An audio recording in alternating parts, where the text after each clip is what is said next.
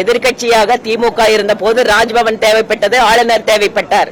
இப்போது ஆளுங்கட்சியாக வந்ததுக்கு பின்பாக அவர் இடையூறு செய்கிறார் என்று பேசுகிறார்கள். ஜிஎஸ்டி வரி சேவை, நீதித்துறை, ஆளுநர் என்று பல்வேறு தலைப்புகள், புக்கு பெருசு. ஆனால் எவையெல்லாம் இவர்களுக்கு வசதிப்படுகிறதோ வசதிப்படுகிற நேரத்தில் அனுபவித்து விட்டு 2004 14 வரைக்கும் 10 வருடம் மிக முக்கிய இடத்தில் மத்திய அரசாங்கத்தில் இருந்து ஆட்சி நடத்திய அவர்களுக்கு அப்போது இந்த தேவை எழவில்லை. எதிர்க்கட்சியாக திமுக இருந்த போது ராஜ்பவன் தேவைப்பட்டது, ஆளுநர் தேவைப்பட்டார். இப்போது ஆளுங்கட்சியாக வந்ததுக்கு பின்பாக அவர் இடையூறு செய்கிறார் என்று பேசுகிறார்கள்.